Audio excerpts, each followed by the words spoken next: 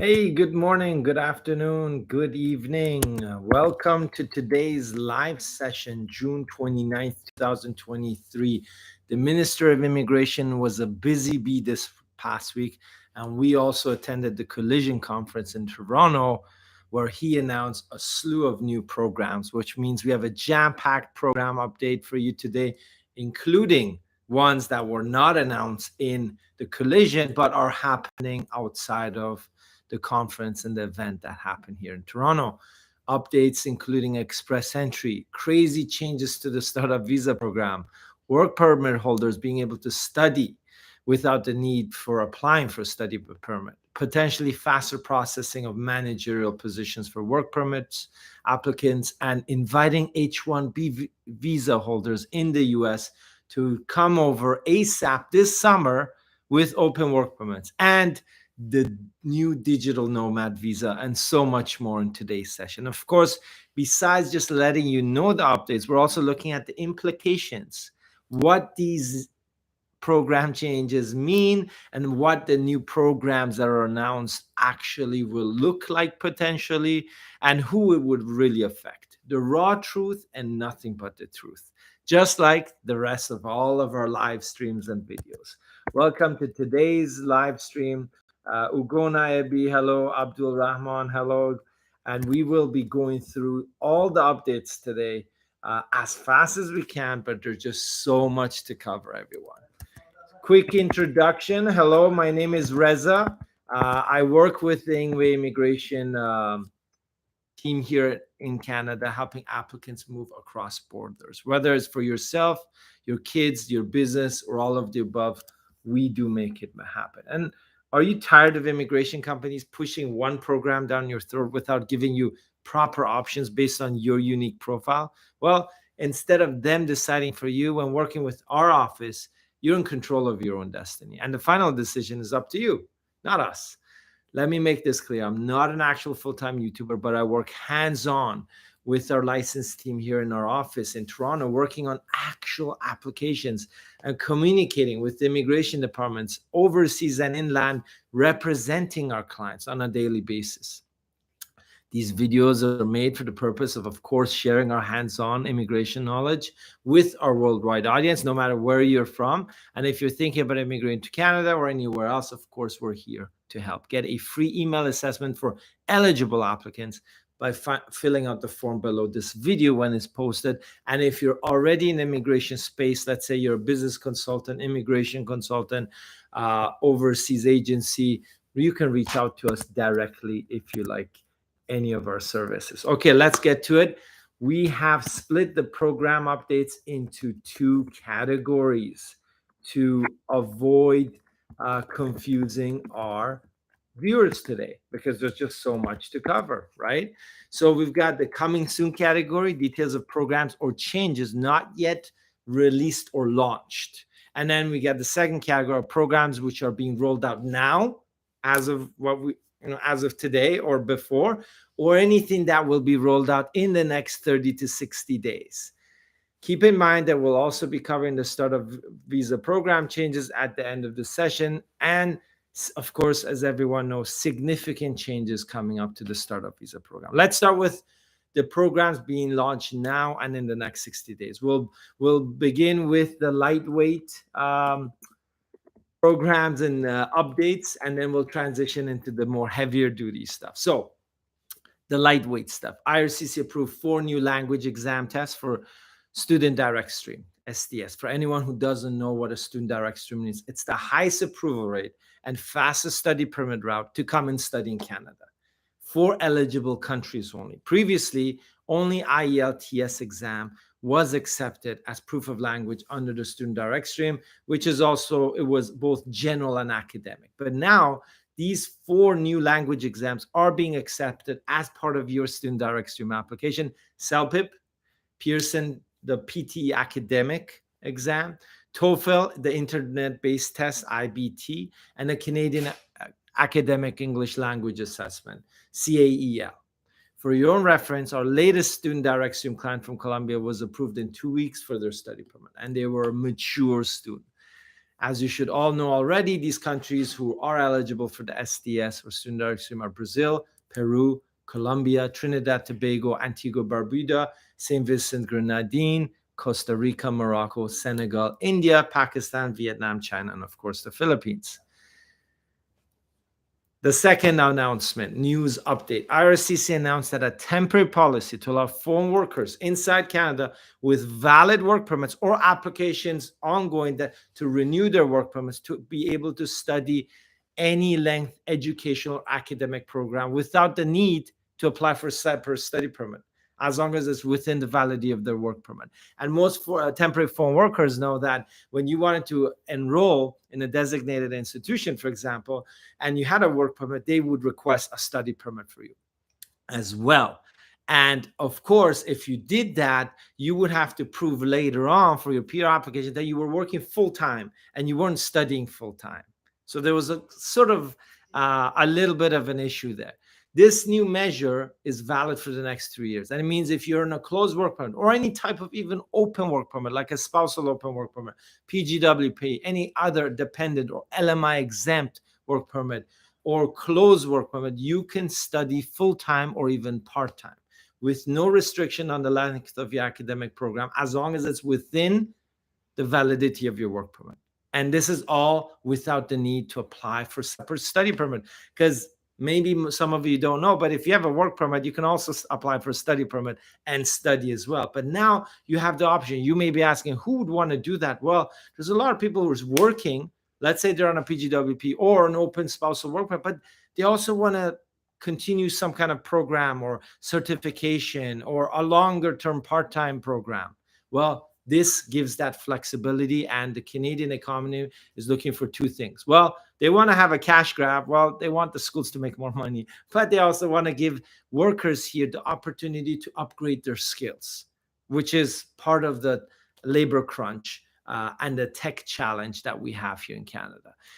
With these changes, it means you could technically study for a college degree, diploma, certificate, or even a master's or even university undergraduate degree as full-time or even part-time if you have a valid work permit inside Canada without the need of a separate study permit. Yes, this also applies to Ukrainian and Iranian nationals who have special measures, open work permit options currently inside Canada. It also applies to intra-company transfer, C12, startup visa work permit holders, C10, C11 work permit holders, and any other type of work permit holders, as long as it's valid or you've renewed it and you're eligible to continue and extend your work permit. There you go, folks. That was the second update. There's a lot of updates, folks. Hold on. We need your patience today. Lots happening this week in Canadian immigration. The Canadian government announced that as of July 16th, this is literally in about 2 weeks and a few days. We think it should be July 17th because July 16th is a Sunday. H-1B visa specialty occupation holders in the U.S. will be able to apply to come to Canada with open work permits. No job offer required. This means you do not need to be offered the job by a Canadian employer before you can apply for a work permit. It allows H-1B visa holders to come into the country with an open work permit, which will be valid for 3 years. No strings attached. Start their own business, maybe. Work for a Canadian employer. Work for 2 Canadian employers. Part-time, full-time, you name it, you have it. And bring all of your eligible dependent family members to join you, which means free education in public elementary and high schools for kids, dependent kids. And your spouses are eligible for open work permits. So the whole family comes in, plus you're allowed to buy property in Canada because, you know, there was a foreign property purchase ban previously. As of January, end of March, they updated it. Anyone with a work permit can now, voila, also buy property. So you can come in, it'll help you settle, find a job, set up your own business, find 10 jobs. It's up to you. This program is capped at 10,000 applicants, HB1 visa holders, and will only be available for 1 year. But we believe this program will close in approximately a week or even less. It's not a direct PR program, but would be your first step to enter Canada, settle with your family or yourself, and look at employment opportunities, allow you to become eligible for PR, Canadian permanent residency, later. or maybe even start your own business. We expect very high demand for this program, and we are helping clients. Yes, we are, to apply for this program and advise them on subsequent steps for PR options later on when they're here, right? Because who wants to be in a country and not have permanent residency and citizenship? Yes, some of you may not want that, but 99% of you do, right? You can message us if you're interested and you're ready to apply. You need to be prepared before your documents before July 17th so you can apply quickly, because I believe this program will reach the cap quite quickly. It won't take a year, no way. Keep in mind that the eligibility criteria has to be seen on whether it requires you to be able to be in the US at the time of application, or have a valid H-1B visa at the time of application, or in the past 6 or 12 months. So the devil is in the details. You have to wait for all those details to be ready, but you gotta be ready with your documents now, right? Do you have medicals done? Do you have police clearance certificates, work experience, your valid US visa? The key is some of you may have expired US visas, the H-1B. Some of you have valid. Some of you are inside US. Some of you are outside. We have to wait for the details to be announced, but you've got to have your documentation ready. Everyone's passport has to be valid. Marriage certificates, everything has to be translated, ready in English or French. You get the gist. Remember that when they declare eligibility, it applies at the time of applying. So if you meet the H-1B visa criteria for this open work permit at the day of applying, it's fine. And then the next day, your H-1B visa or whatever criteria they have has expired, you are still eligible. Okay? So let's wait for those details. But if you're ready, message us or do it yourself. It's either way, DIY, or you can hire anyone you like. We're just here to give you the news. Number 4, global skills strategy update. Wow, fancy word. The GSS stream is part of a group of work permit immigration programs which allows fast-track 2-week processing times for specific occupations and high-level managerial positions. This program has been in place for years, okay? And part of this stream was the global talent stream, which has worked quite well for Canadian employers and the government, right? However, if you're aware of this program, you know that if any employer in Canada is offering you a job and hiring a managerial position in NOC tier level 01, which is the old NOC skill level 0 or A or 00 or A, and it was not under the global talent stream, then IRCC would not process it in 2 weeks. No way. Maybe they would take 20 weeks. Okay, you know it and I know it.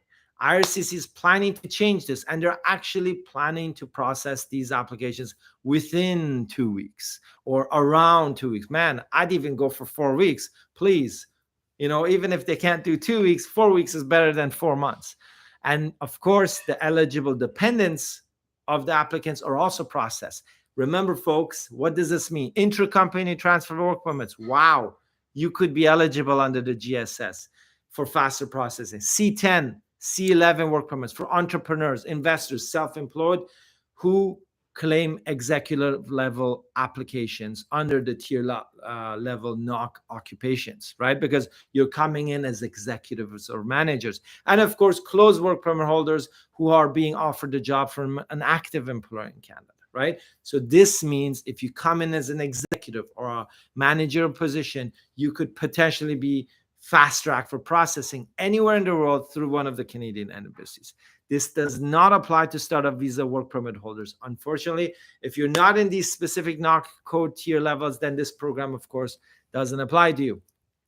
Next one, express entry draws for healthcare applications just conducted on June 28th, inviting 500 valid express profile holders with minimum 6-month work experience in the past 3 years in the targeted healthcare occupations with a minimum score of 476, which is high. I don't know.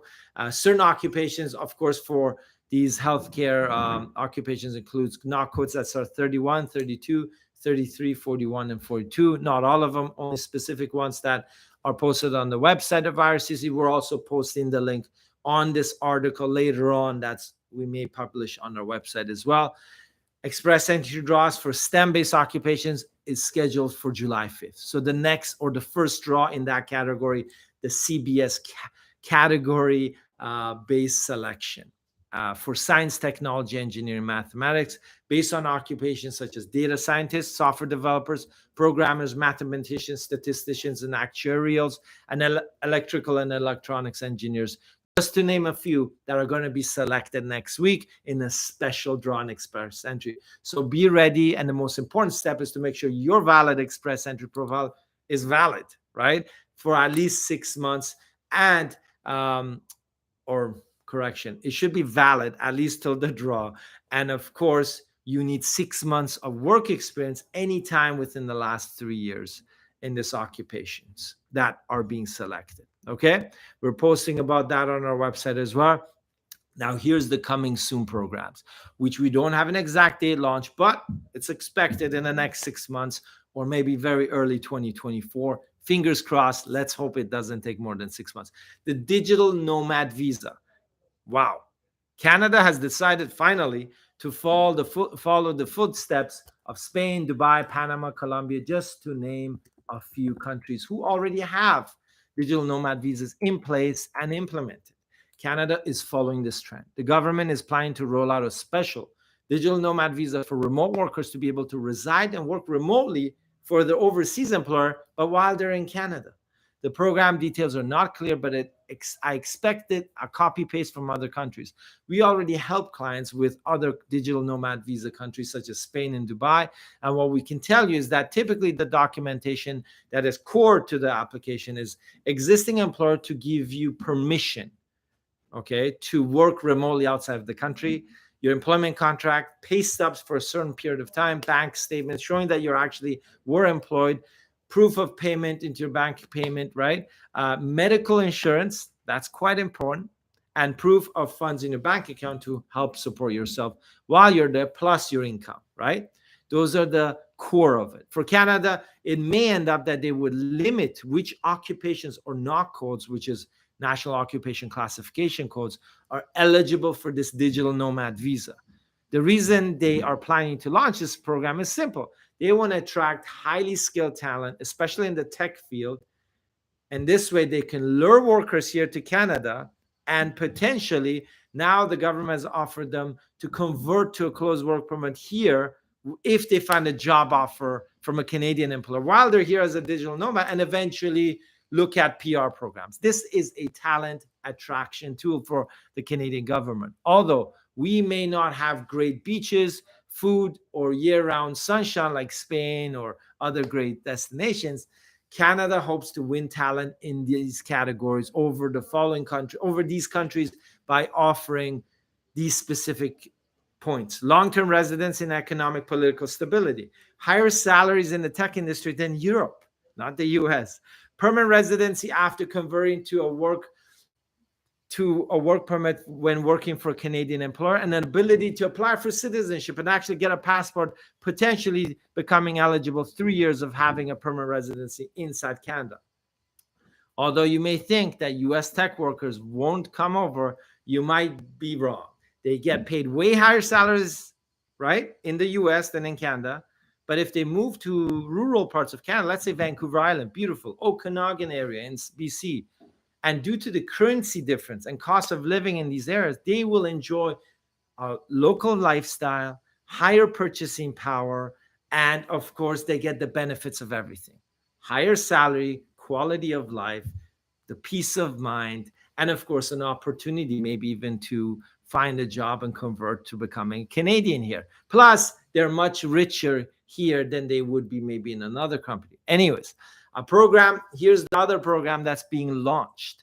It's in the next 6 months. IRCC is planning the innovation stream as part of the International Mobility Program by the end of 2023. For audience members who don't know what the International Mobility Program is, IMP, all the significant benefit investor entrepreneur work permits such as ICT, C12, C10, C11, and other LMI exempt work permits are included, all encompassing in the International Mobility Program. Here's what is expected for these 5-year open work permits for very high demand tech-based occupations, and or a 3-year work permit based on LMI exempt options for trusted employers in Canada who are growing and have been identified by their local communities and regions as priority employers in the field of technology, media, and so forth.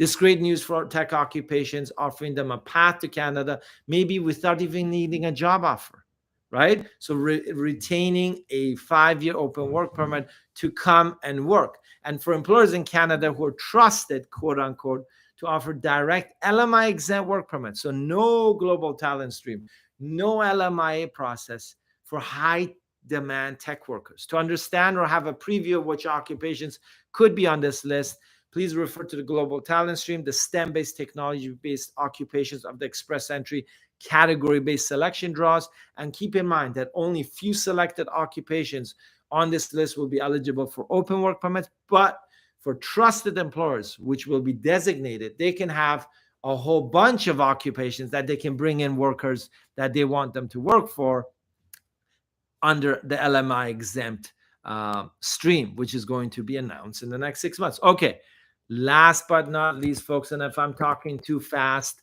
let's, later on when we post, you can just put me in slow motion. Okay, last but not least is the startup visa program changes announced by IRCC, or of course the Minister of Immigration, at the Collision Conference here in Toronto just this past few days, which of course I attended, everyone else attended. Here they go. They're promising faster processing of startup visa PR applications in 2024 and 2025. Offering an open work permit to startup visa co-founders instead of closed work permits, which allows them to have jobs outside of their startup and with employers inside Canada, maybe multiple jobs while their PR is being processed. Is this good news or bad news? These open work permits will be available to all co-founders of the startup visa, not just for essential members anymore. Faster PRs processing times will be prioritized for startups who are endorsed either by one of these two groups. One of the 26 incubators in Canada's tech network, and unfortunately, many of you who are working with Empower or other incubators are not part of this prioritized processing anymore, unfortunately. And investment capital commitment by any of the designated organizations on the SUV approved list, whether it's angel investors, venture capital firms, or even incubators, will also fast track your PR processing in the startup visa program. Of course, these fast track processing routes for PR applications in the SUV program will be both for existing applicants who are in the pool, like they're kind of in that backlog, and new startup visa co-founders who are applying and are eligible and are being endorsed by a designated organization. More changes are expected to be announced for the startup visa program by the end of this year. So this is just the beginning. It hasn't been implemented yet, okay? So I had the opportunity to ask the Canadian Minister of Immigration point blank during the Collision Conference in Toronto this week on what he plans to do about the vagueness and the gray area of IRCC's expectations for startup co-founders when approving or refusing their PR applications after a year and a half, 2 years or more. He did provide us an answer and promised more upcoming changes for the program later this year. We will be emailing everyone on our database interested in the startup visa program with a clip of this video and releasing an in-depth analysis video next week on why they're making these changes, what it means, whether it's a honey trap to apply for that open work permit, and what you should watch out for, plus things that they did not announce officially, but the minister hinted in his Q&A session at the Collision Conference, right? They were not announced, but he did hint towards that, and I will be dissecting his answer and the hints provided and what we can expect by the end of this year for the startup visa program. It's too long to get into this live session, but for our video next week being released anywhere from Wednesday to Friday on our YouTube channel, keep tuned and subscribe to our channel if you want to get in-depth analysis of these IRCC changes and how it will affect you and your family. Not just the update, but the forecast and the implications to you and why these changes were made and what to expect, how to prepare. Keep tuned in as more is to be announced in 2023. And of course, here's our conclusion, folks, before we jump in and answer all of your questions. So tune in. If you're thinking about immigrating anywhere temporarily or permanently, you're at the right place. I live and breathe this stuff, man. If you haven't figured that out yet, man, change the channel. I can only guarantee you one point. You will know what to expect. The entire process, laid out for you. All the risks identified, including costs. And of course, I do this like 10 times a day or 20 times a day for clients. And sometimes clients ask me the same question 10 times, but I will answer them 10 times. Our legal agreements are based on payment milestones, which are linked directly to application progression. We don't take 100% advance payment for your business immigration applications. And remember, folks, when I say I answer your questions 10 times over, I mean clients. Okay. If you're just randomly emailing me and asking me to assess your email and your profile and give you advice, I can't do that. Come over on Thursday mornings, 11 a.m. Eastern time, local time in New York, Miami, Ottawa, Montreal, Toronto, and we'd be happy to answer all of your questions here on YouTube. And we got rid of Instagram and Facebook, so we're just doing live on YouTube. And that's why I was a little bit on time today. And if you're looking for discounts, look no further. I know of a great online website that offers great discounts on millions of items on a daily basis. You know what that is? Amazon, of course. But if you're looking for immigration results, oh, that's our expertise. There's no surprises. There's no promotions. There's no one-click purchase, just immigration.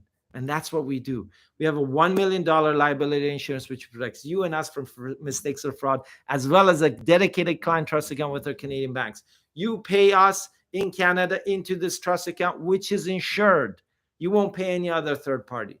Our team speaks over 9 languages. We help applicants over 49 different countries. And we're trying to grow that number. And of course, you can click the link below this video when it's posted to get a free email assessment for eligible applicants only.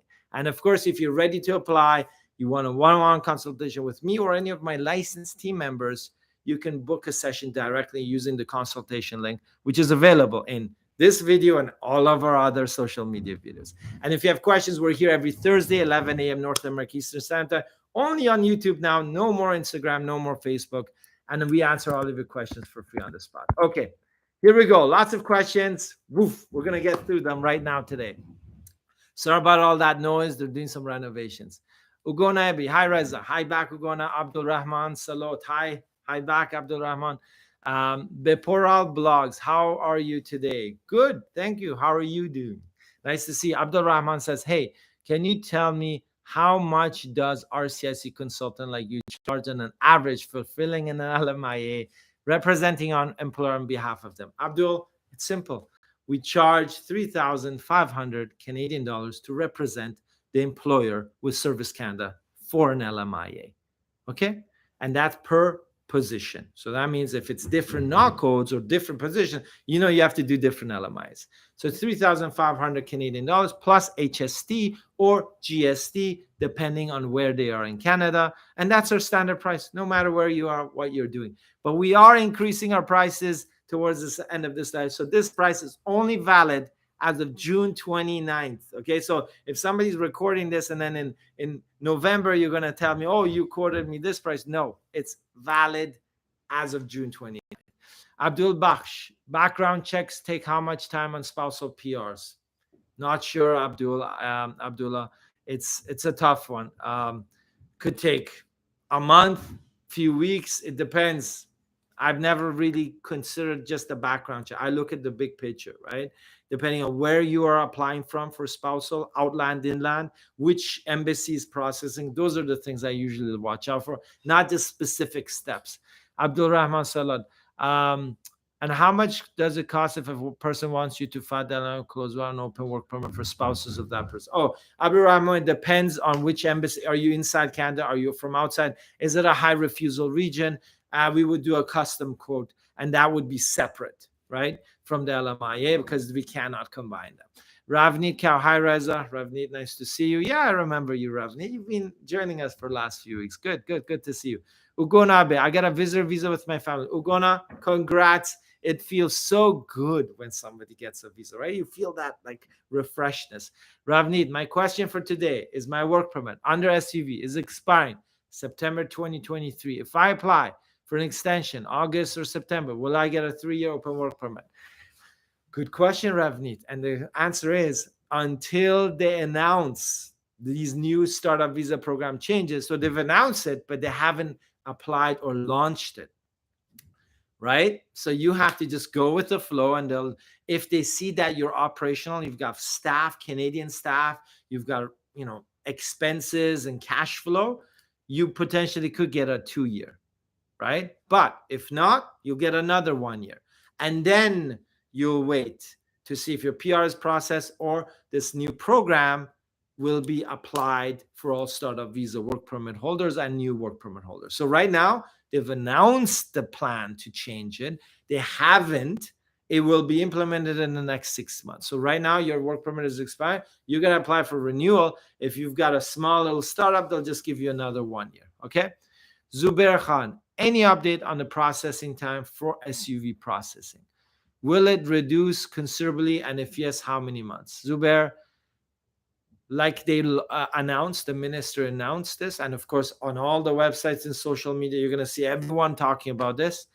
They will only prioritize PR applications who are either endorsed with letters of support or endorsed by specific incubators, or they have and/or investment commitment from one of the angel investors or venture capital are also designated. So if you fall into any of those two categories, it will be processed faster. If not, you have to consider 1.5 years at least, okay? And that's starting next year, okay? The changes have not been made, but if anyone is thinking about applying for a startup visa, now you have a choice to make. Do you go the route that's fast-tracked with those designated organizations that our organization also works with, or do you go to any designated organization and just, be stuck in cyber limbo for 1.5 years, 2 years? Question for everyone. Zubair Khan says, with open work permit options for startup visa program, does that mean this open work permit work can count for our experience in Canada and we can also opt for CEC class? Yes, it does, and it will count as NOC code 00. No, it doesn't. Okay? Answer as that. Because the NOC code you get under this closed startup visa or open work permit is not NOC code specific. Only after the first year with closed work permit holders under startup visa right now, not later when it changes, can you try to claim NOC 00, okay? And that's only if you ran payroll for yourself. On an open work permit, that's not NOC 00, okay? That's key. Open work permits are open work permits. So, but yes, you can claim CEC if you accumulate 12 months of part-time or equivalent work experience working for multiple employers or whatnot, okay? Your own experience, if you own more than 50% of your own business, won't count. But with a closed work permit, even if you don't own more than 50%, even with the startup visa closed work, you can claim Canadian work experience by paying yourself a payroll, right? So anyways, I know it's complicated. Not really. Safa, how are you, man? Poof. I like Safa. He's here all the time. Hi, Reza. IRCC seems to be less conservative than before. Hopefully, this will also apply to the resubmitting work. But yes, I do believe, Safa, there is a chance. Yeah, I think you've got a great chance of reapplying and getting approved. But keep in mind, the new program changes have not been launched. They've been announced that they want to launch them. Second, I'm going to do an in-depth analysis of why the minister said what he did. Why are they doing open work permit, right? And is it a honey trap? Like, oh, the IRCC officer is looking at your application for the PR later on after a year or two. And then you're like, oh, yeah, I've been working at Microsoft or at Tim Hortons. And they're going to be like, oh, yeah, that's great, right? Yeah, we're going to give you your PR for sure. Because half the time they're refusing you because they believe that your true intentions are to gain status, immigration status, and not to actually run the business. So this open work permit, watch out, folks. It's a honey trap. Next week, I'm doing a full depth analysis of it and giving you my insight. And of course, I asked the minister point blank at the Collision conference this week. A lot of people asked him questions, but I asked them this vagueness, this gray area about approving PR applications. So we're going to do that next week, not during the live, but we're releasing a video on our YouTube channel. Ravneet Kaur, 2 more questions. No problem, Ravneet. I've dedicated this 1 hour for everyone on our YouTube. If you apply for an extension, I plan to go to India on vacation and apply for SUV work permit extension from there. Will I need to have a valid IS again? No, just use your previous ones. So you have an IELTS that made you eligible for the startup visa, right? That you applied originally. You need to make sure you include your PR application screenshot or file number, whatever you have. So include all of your eligibility criteria, okay? Even if the IELTS is expired, okay? Um, Zubair Khan, for SUV work permit update, I heard the IRCC mention that they will prioritize. Yeah, that's what we just covered, Zubair. I hope yeah. So when you say explain more, so they've just announced it. So we know it's VCs, angel investors, and 26 incubators, of which some of them, more than half, are designated organizations, will be prioritized, even if they don't do a commitment certificate. Details will be announced in the next 6 months, but we're already working with some of these organizations. So if you're thinking of applying for startup now, well, do you want the fast track or do you want the slow track? Okay, make sure you know who you're getting endorsed by. Ravneet is saying, okay, a lot of questions here. I just lost my place. Applying for the exam from India will be required to submit proof of investment again. It's always good to submit proof of minimum settlement funds, minimum investment. So look at the work permit application instructions. Renewals, not as difficult, but you still need to meet the criteria. It's like study permits. It's like visitor visas. It's like anything else. It doesn't mean it's a renewal and they're just going to be like, oh yeah, whatever. Ravneet, I don't want to scare you, but the work permit refusals are on the rise, okay? Because they're saying that it's not LMI exempt or you're not, there's no significant benefit. So startup visa work permit renewals in second are on the rise. Whether that changes next year, we don't know. But in my video next week, I will explain how startup visa is not a priority for IRCC. It's only it's less than 10% of all PR programs in Canada that they need to worry about for 500,000 people, right?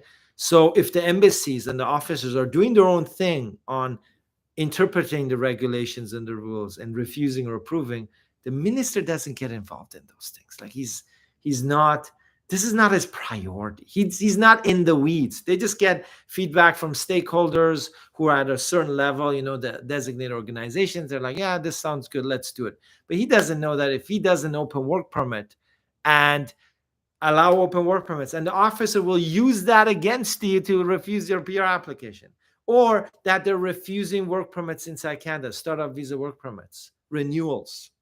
Does the minister know that? No, it's not a part of his priority. It wouldn't be. Neither of you or us, anyone who was a minister, wouldn't care about 4, 5, 6,000 PR applications when he's got 495,000 of other programs, other applicants that need to become PR to worry about, right? That's going to be the video next week, but it's just too long to get into now. Okay. Okay, a lot of questions here. We're answering them live on our YouTube channel. It's great. I love YouTube. I don't like Facebook or Instagram. Don't tell them. Ravneet Kaur, Zubair Khan. What about the work permit renewal under the SUV program? Do we need to have letter of support updated? Not for the renewal. What are the chances of rejection of the work permit renewal? The chances are higher now, assuming from inside Canada, assuming the SUV application is already in Canada. Yeah, it's higher. It doesn't mean you'll be refused, but you got to make a solid application, significant benefit to make it LMI exempt. Okay, there's a lot of factors that play in. If you need help, of course, we'll do it, but you can do it yourself. You don't need us, but just be aware they are increasing the refusal rates. It's a new trend. Yeah, love these IRCC trends. One end, they're like, yeah, we want the world to apply. We want all these people with, on the other side, the officers are refusing. Crazy, crazy, crazy.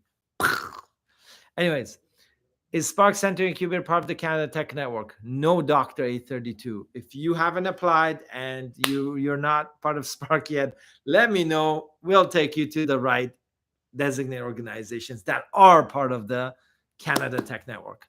Safa, now the processing time for PR shows 36 months from UAE. What's your expectation after these changes?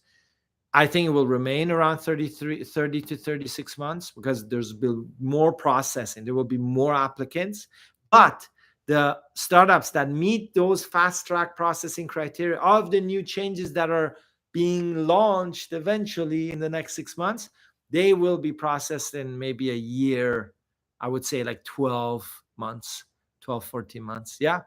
And yeah, That's key. Zubair Khan, with these changes, what would be the expected processing time for SUV or application was submitted in August? Our application was submitted in August, and we already here actively working on the SUV program with work.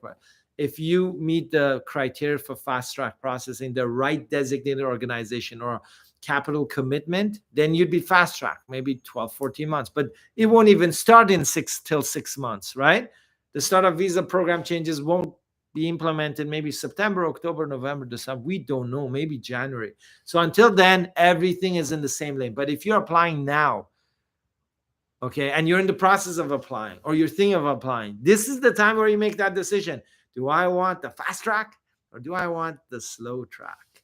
Anyways, after SAFA, now again, after rejecting work permit and as an essential applicant, do you think that open work permit can be applied instead? If the program is launched, SAFA, with clarity, yes. Okay, but you know your letter of support may expire for your closed work permit. So you need to reapply potentially. But that's up to you. I don't know your case in in-depth detail, but keep that in mind that you don't know if it's September that they'll do it. I mean, typically just know July, August, IRCC doesn't do much. Okay, they literally, most people go on vacations. So I don't expect anything till September to this January for these new changes to take place and to have clarity.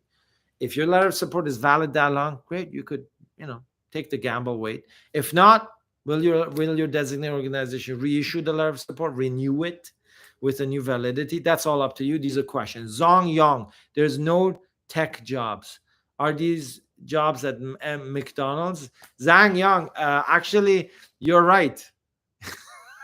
It's funny, eh? You're right. There's a lot of layoffs, right, that happened over the last 6, 7, 8 months. And when I do LMIAs, sometimes for some of these occupations, I see employers hiring locally, right? Like they're like, oh, we just found some people because there's all these people who were laid off by Amazon and Uber and Shopify and a million other places, right? So I don't know what's happening. Maybe these jobs are at McDonald's. Maybe they're at Tim Hortons. Who knows? But the key is in media, it's always there. Media, like production and this and that. In tech, it depends on what you're doing because, as you said, Zhang, you're actually right. Not every tech job is in demand. Pardeep Rati, hello Reza. Is there any way to inter-transfer service business from India to Canada without an investment like $100,000? Pardeep. Lots of love to you from India. It's under the intercompany transfer. If the business is already operational, but if you're planning to start a brand new business, they expect significant benefit, Pardeep. It's not about the money, but it's a significant benefit. If you've got another way of creating significant benefit without investing, okay, do it. But if you don't, then be careful. Zhang says, trust me. Yeah, I know, Zhang. I work with a lot of employers. I see the applications. I see the number of job applications that Canadians are doing in those tech jobs. It's a lot. So I don't know if IRCC has been sleeping on this for a year or they're not aware of what's going on. But certain occupations, there's certain companies that are giving them feedback on this. And they're like, we need these kinds of people, right? And that's what IRCC is basing their decision on. Abdurrahman, thank you so much, Reza. Nice of you. No problem. Bopore Blogs. Hello, sir. I applied for my spousal open work permit last month, but IRCC did not ask me about my biometric. They uploaded someone else's biometric and Visa Pro. I informed IRCC they didn't check my web form. Now I got a passport request form. Okay, this is what I would do. If you get approved and you come over at the border, tell them that this is what you think, and they can do a biometric right there for you. Because if you go through web forms, literally it's useless. I mean, it's useful for certain things, but not for this. Zhang, no problem. Biopower Blogs, what should I do now? How can I fix this problem? Definitely not from overseas. It might not be a problem. Bopore Blogs, I'm going to submit my passport soon. If I travel to Canada without biometric, there will be any problem? Well, no, you just say, I noticed this the day of my flight. I was checking online. You don't notice this. You notice this while you're boarding your flight on your online portal. You come in, you tell CBSA office, I think it's wrong. Can I do my biometric right now? Hopefully that will solve the issue. Samuel Bazzi, how long are tourist visas taking to get processed at Abu Dhabi? It may take anywhere from 2 months if you have a valid US visa or it's a renewal. It could take 6 months if you have no links to Canada in any way or US. VPERX1, I'm from a country with ETA. Nice, electronic travel authorization, so visa exempt. I applied for the startup visa in September 2020. Wow. I got a work permit visa in SUV in August 2022 last year, valid for 1 year. Do you recommend me to renew it? I could go to Canada with my ETA. The problem is, VPERX, with if you haven't done a lot of work in Canada or given traction, significant benefit, they may not renew it for you from inside Canada. Right? So it's up to you. If you have traction progress, you can come here. Yes, do that. If not, maybe wait for this open work permit 3-year thing with that they're planning to launch in the next 6 years. But it all depends. Zhang Yang, the Canada that they are selling you is the Canada of the early 2000s. That is no longer the case anymore. Go to the United States. There's no good jobs here for opportunity for you to be getting a good job is slim to none. John, they're going to promise you this great job, and then when you graduate, all there is going to be available for your permanent residency is McDonald's and small town. Trust me. It's his insight, Jang. I mean, that's the experience you had. This is the place to share it. Some people have a good experience. Some people don't have a good experience. It all depends. And of course, you've got the good side and the bad side. Samuel Bazi, what is the SUV program? It is a startup visa program. It means that if you have an eligible business such that is innovative, has economic benefit for Canada, and is scalable, so innovation, will be endorsed by one of the designated bodies in Canada that is on the list of the IRCC. With that letter of support, and you have a proof of language in either English or French, you can apply for permanent residency and an optional work permit. Okay, so it's a permanent immigration program to run and continue your startup. So it could be a brand new startup. It could be an existing startup. It needs to be innovative, have economic benefit for Canada, and be scalable.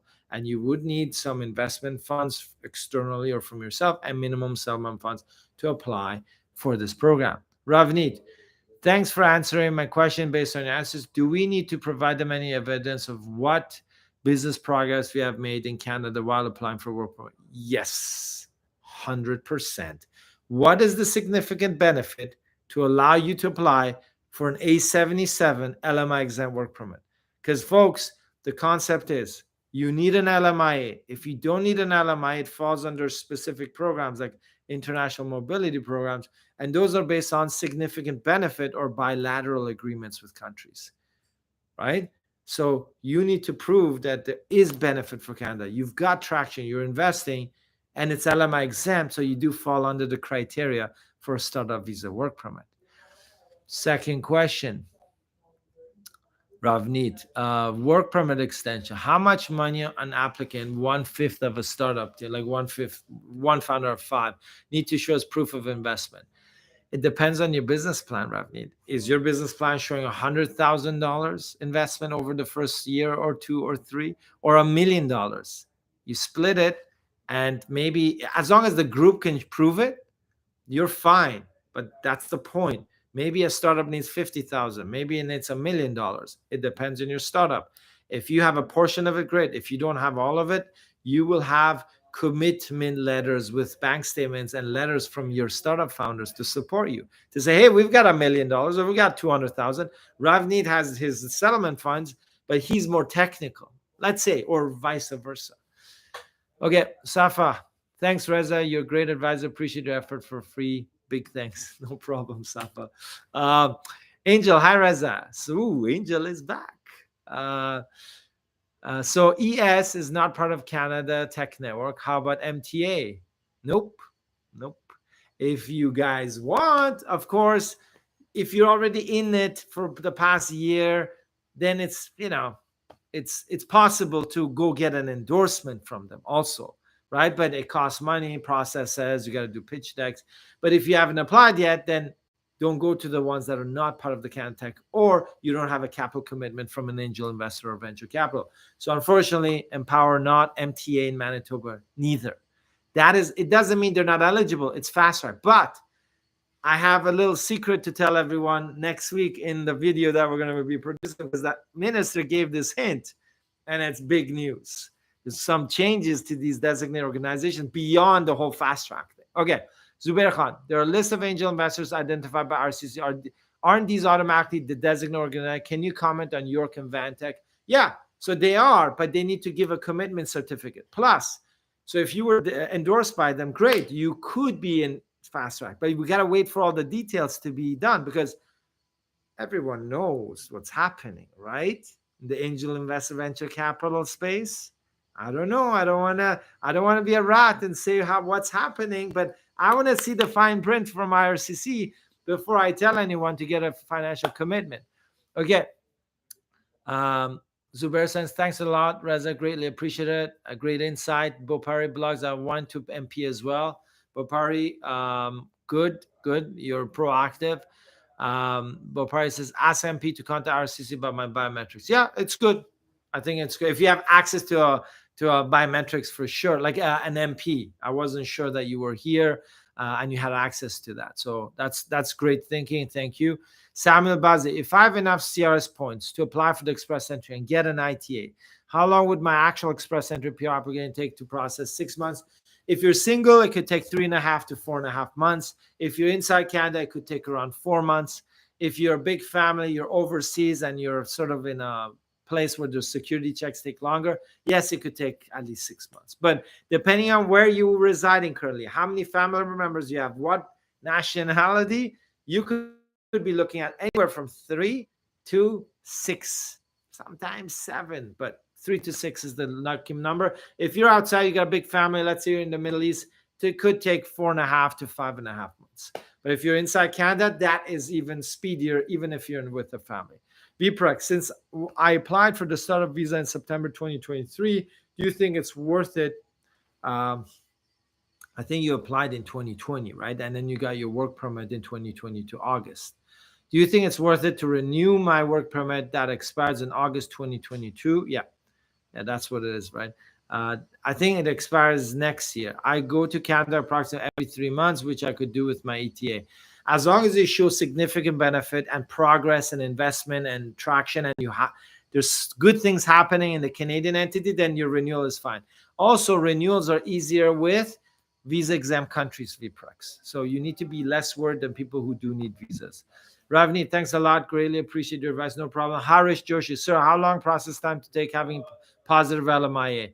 In BC, it could take 3 months. In Ontario, it could take 4 weeks. Samuel, sorry, I'm new here and not familiar with the Canadian immigration. Can you get into the Canadian Tech Network program? Okay, Samuel. So to get an endorsement, yeah, you can apply. If you don't have contacts, sometimes they respond to you, sometimes they don't. They're slow. They get a lot of applicants. So you would use an advisor. Some people use advisors. We are, for example, we will connect you with advisors as well. So that's how you can connect. If you can do it yourself, great. They just get 100 requests a day, literally. Samuel Buzz, I'm a single Syrian male in Kuwait. Should I expect 3 to 4 months for the work permit or for the express entry? No, I would say count on 6 months. If it happens at 5, great, but count on minimum 6 months. I work in cybersecurity. Nice, Samuel.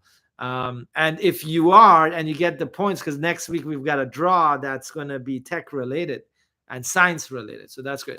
Negar Mozafari. Hi, Reza.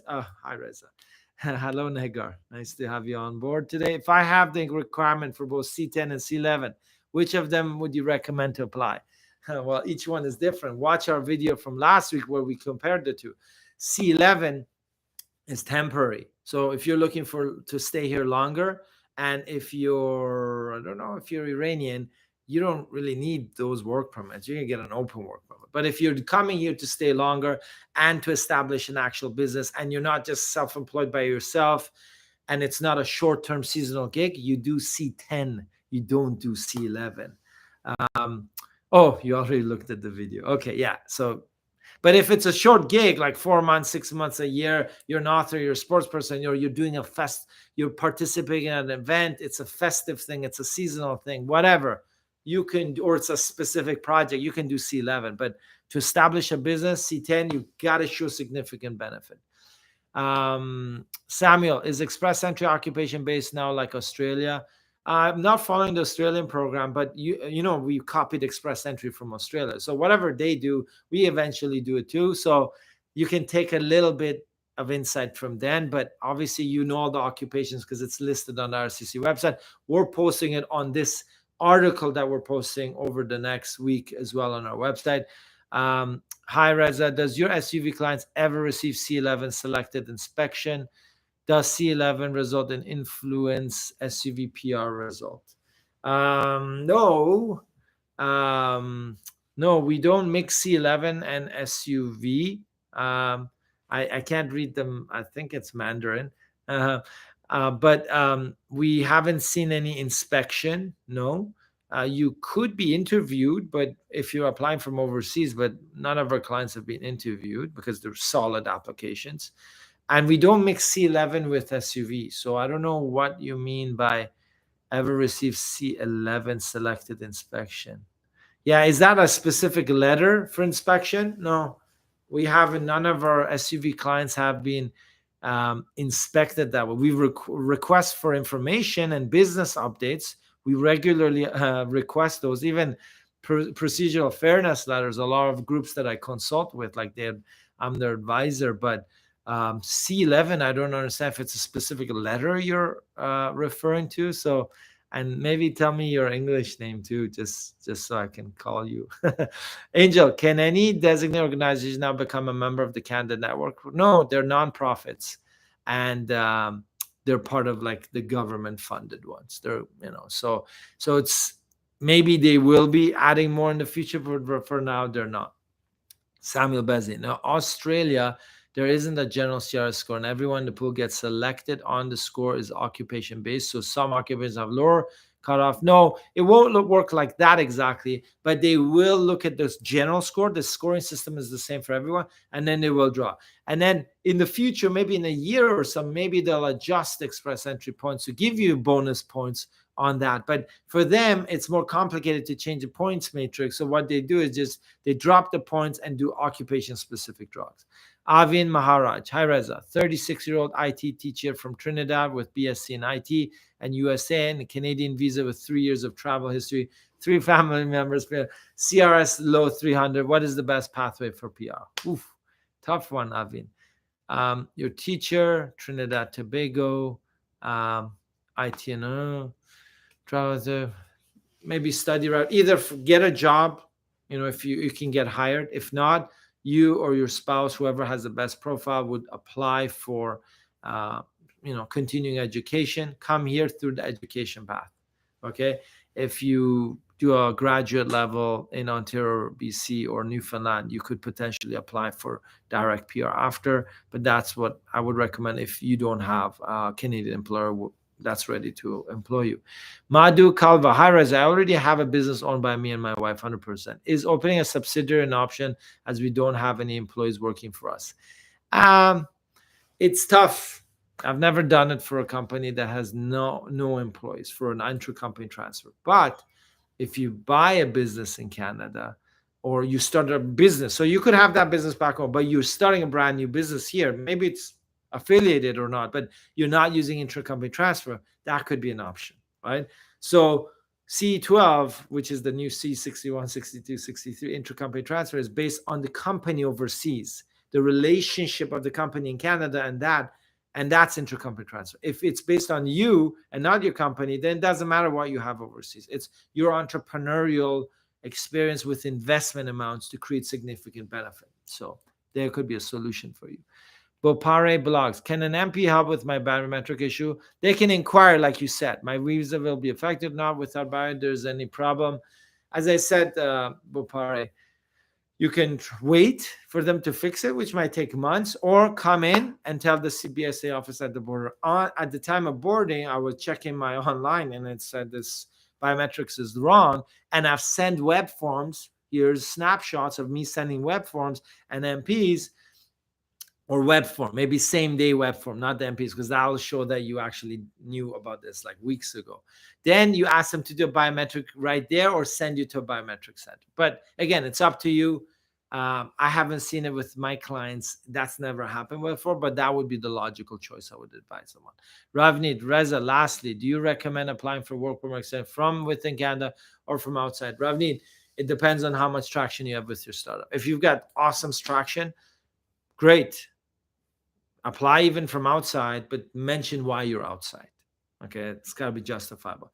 If you don't, you got to be quite careful when you're applying, either inside or outside. So it really depends. Safa, everyone has to like this video. We're 24 and only 12 likes. Come on, guys. Nice, Safa. I like the spirit. Oh, we're going to see some movement. Yeah, I mean, great likes. If somebody likes this video, they can like it. I love it. Thanks, Safa, for the support. Angel, are open work permit dependents eligible for any domestic tuition fee for eligible university undergraduate? No, Angel. Unfortunately not. You got to be on a closed work permit. Okay. Ravneet Kaur, more and more questions coming in mind. Sorry. If the main applicant does apply for work permit extension, will it result in PR refusal? Does apply for work permit extension. Maybe you meant doesn't. If someone gets the work permit or stays in Canada for a month out of 12, will it be a problem? It could. Again, they're going to look at what did you do the rest of the 11 months? Was it work related? Can you prove it? Were you doing a lot of good things for your startup? So as I advise many of my clients, a startup visa work permit can work against you and can work for you. It's a double-edged sword. If you have it, but you're not utilizing that time or opportunity in Canada, they will hammer you with it. Madhu Kalva, thanks. How many employees are required and for how long considered for subsidy? Because all of the funds are tied into current business, so won't have enough to start another startup in. It's tough. You need to have financials ready to invest here, Madhu. So there's no minimum requirement, but having 2-3 staff is not enough. If you have 10, yeah, that'll be a good ICT case. You have to have strong financials to show that the business can invest. If you're coming here without an investment and there's no other social or cultural benefits, it's tough. Ravneet, yeah, it doesn't. Yeah. So Ravneet, so looking at your question, it says, if the main applicant does not apply for work permit, will it refuse? It can affect it, but again, they're going to look at the big picture. They will use what they can against you. Okay, so just keep that in mind. This is like a game of like chess. You give them anything, they'll use it against you. Angel, so will SUV applicants have a choice of applying for either open or closed work permit? It's a good question. It's a very good question. We don't know yet, right? We don't know yet, Angel. I think for simplicity, they'll just do it open for everyone. I don't think they'll give an option, do you want to close or open? Because an open can do anything. A closed cannot do everything. With an open, you can work on your own startup. And now here's the key point. I'm going to explain and dissect this in my video next week, okay? About applying for open work permit, why they did it, potentially, okay? And how it could hurt you, okay? But I don't think they're going to give you both choices. That's my thought. Zubair, if the work permit extension gets refused for the essential applicant, will it have an impact on PR? Can it refile it immediately? Yes, you can refile, of course. You can even ask for reconsideration if you believe there was an error in processing and rendering that decision. A work permit refusal does not lead to an automatic refusal in your PR, but it can affect, and that's a foreshadowing of what to expect with your PR application. Zishan Khalid, Harez, any clue when will IRCC start focusing on PR, specifically PNP related PR application? Zishan, PR applicants who are inside Canada under PNP sponsorship are being processed under 1 year right now, just so you're aware, okay? So there's not much they need to do, right? It depends, because the provinces have their own programs. They can design their own provincial nominee programs within the federal programs, right? So they administer that themselves. The processing times looks long, but our clients right now, we're seeing, if they're inside Canada, they're getting PR processing within 6 to 10 months. So it's pretty good. Negar Muzaffari, for either C11 or C10, must the salary fit the median wage? Or can it be less just to pay less tax in the first year? Negar, of course, you can You can pay less, of course. That's an option. It's not 100% mandatory, and it depends on the financials of the company, right? And remember, they're going to look at the big picture, the significant benefit under C10. What is the significant benefit? So when you're renewing, they're going to look at all the factors, right? Do you have Canadians working for you? Have you invested? Is there a significant benefit? But no, there's no 100% requirement to be paying median wage. It's best practice though, but it's not mandatory. Ravneet, thanks very much, Fraser, for answering all my questions. You're so nice. Thanks, Ravneet, for the positive feedback. Avin Maharaj, thanks, Fraser. We'll contact you. Master's program route sounds good. What is average proof of funds need for a family of 3, excluding tuition? Do we have to show 2 years funds or just first year? Avin, first year is fine. And showing assets ties to your home country, just showing 1 year of funds is good enough, I think, if it's good enough funds.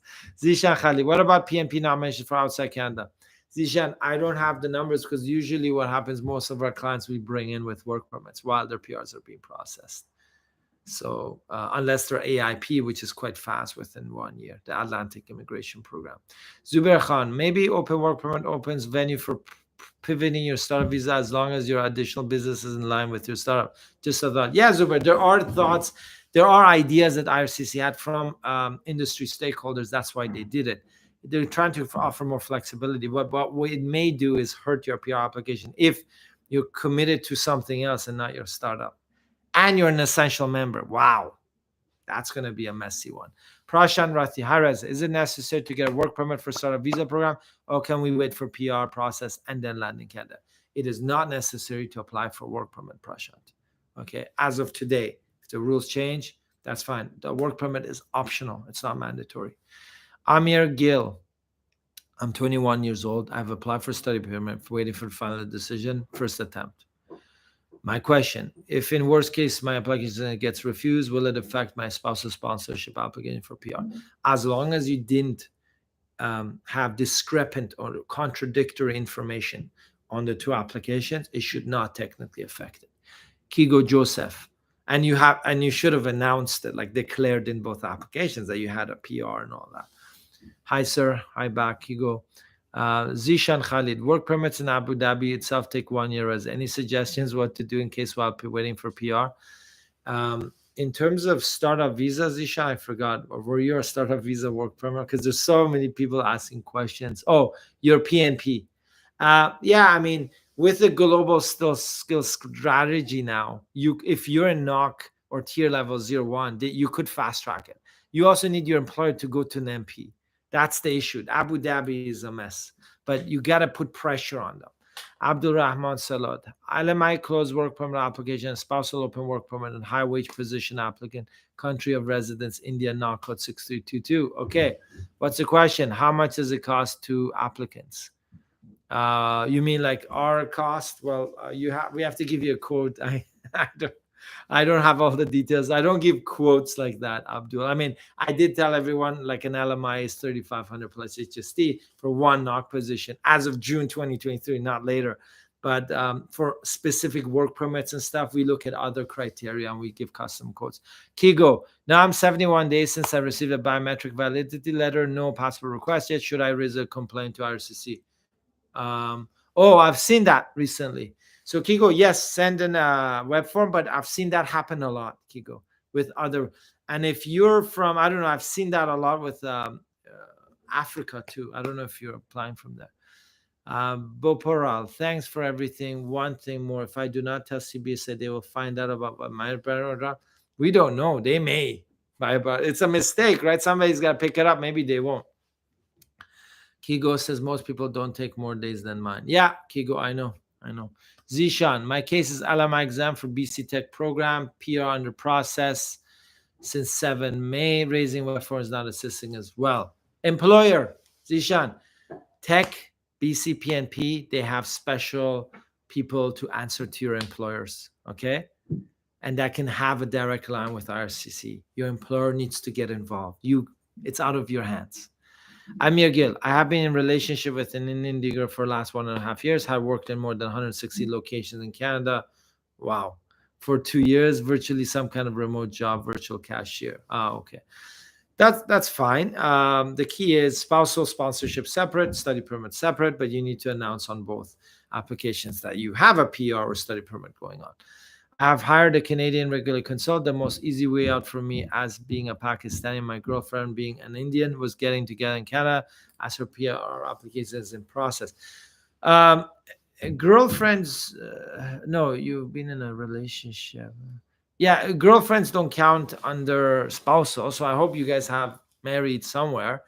Conjugal could be, but again, where have you met? Why haven't you gotten married? If you have, there's a lot of points to consider, Amir. It's not just, it's, yeah, and the study permit is secondary. The PR application is more important. Anyways, folks, we're way over time. 1 hour past. Oh, you haven't married yet? Okay, so Amir, you probably did a conjugal, and you have, and those are more difficult to get approved. Okay, Canada Direct Pro, good job, Reza. Canada Direct Pro, nice, nice. Who's Canada Direct Pro? Tell me, give me a hint. Do I know you? Have I met you in person? You sound familiar. Because India and Pakistan bilateral. Yeah, I know Amir. India and Pakistan have issues, but but but that's the thing. Was there an effort made to meet up? Why couldn't your spouse come to Dubai and get married with you? You know, so those are questions IRCC officers will ask. Madhu Kava, thank you so much for all the response. No problem, Madhu.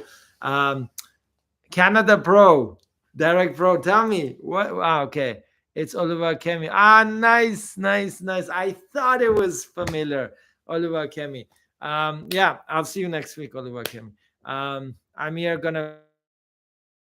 Yeah, just make sure it's a solid application. I'm here. Angel, can't wait for next week live. Thanks. Next week we're not talking about startup visa, but we're releasing a video, a produced video, and it's gonna be juicy. It's gonna be juicy. It may offend some people, but I'm sorry. I'm sorry. That's just what I do. No, I tell you the truth. No BS. We cut through the BS. Dubai requires one to be on work permit. Oh, it's good response. Good response. But I mean, in general, for a marriage license, it's a good question. It's a good question. Yeah, it's a good point. It's a good point. Yeah, I mean, if there's no options, then yeah, a conjugal relationship, Amir, sounds like it is. But then you have to prove how long you've known each other and how the relationship developed and all that, and have proof of letters. It's a tough one, you know. But if it's an interesting case. I think you're on track for sure. Just make sure you've crossed all the dots and checked all the options, and make sure you've got a solid case. And it sounds like you have a decent case. Ravneet, have a great day, Reza. Thanks, Ravneet. Amir, yeah, I realize you can't just get married there for no reason. But yeah, law lady. Hi, law lady. We're just wrapping up. Tune in next Thursday, 11 a.m. See everyone next week.